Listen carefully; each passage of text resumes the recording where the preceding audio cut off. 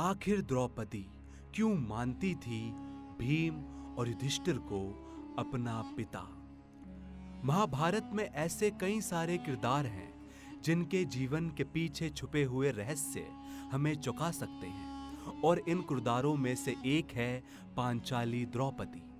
ये बात तो आप जानते ही होंगे कि द्रौपदी का विवाह पांडु के 5 पुत्रों के साथ हुआ था और वो उन 5 को अपना पति मानती थी। लेकिन आज हम आपको एक ऐसे प्रसिद्ध धर्म में लिखी लोक कथा बताने जा रहे हैं जहां द्रौपदी और पांडवों के बीच के संबंध को एक चौंका देने वाला वर्णन देखने को मिलता है।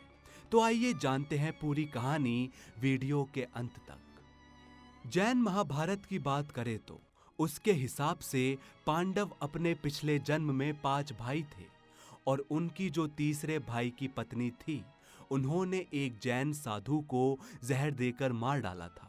और उस समय पांडव भी वहां मौजूद थे, लेकिन सब कुछ जानते हुए भी उन्होंने उनके भाई की पत्नी को जहर देने से रोका नहीं।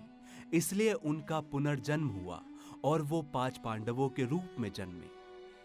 जैन महाभारत में ये बताया गया है कि पांडवों को जुए की लत लग गई थी और तीसरे भाई की पत्नी का पुनर्जन्म द्रौपदी के रूप में हुआ।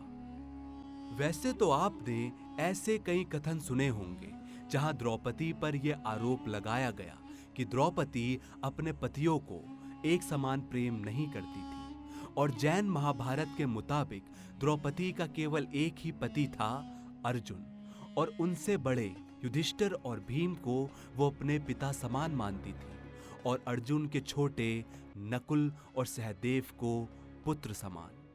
जैन महाभारत की सबसे आश्चर्यचकित बात तो ये है कि जब द्रौपदी और अर्जुन का विवाह हो रहा था, उस वक्त जो माला द्रौपदी अर्जुन को पहना रही थी, वो माला टूट गई और माला के कुछ फूल अन्य 4 भाइयों पर उड़कर गिर गए, और इससे ऐसी अफवाह फैल गई कि द्रौपदी सभी भाइयों की पत्नी है।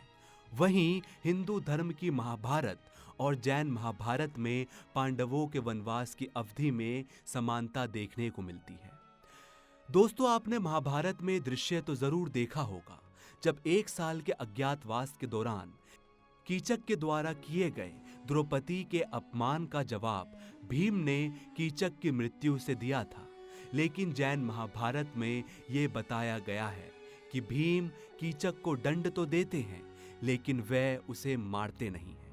इसके बाद कीचक जैन साधु बन जाता है और मोक्ष को प्राप्त करता है। जैन महाभारत में पांडवों को दक्षिण में जाने का जिक्र मिलता है, जहां वो दक्षिण मथुरा यानी आज के तमिलनाडु में मदुरई की स्थापना करते हैं, जो एक समय में लोकप्रिय जैन केंद्र बन गया था, और पांडव भी जैन साधु बन गए थे। जैन धर्म महाभारत को एक अलग और नया ही रूप देता है, और ये भी दर्शाता है कि जैसे भारत में संस्कृतियां और भाषाएं कई प्रकार की हैं, वैसे ही काव्य ग्रंथों को अलग अलग धर्मों द्वारा लिखा गया है।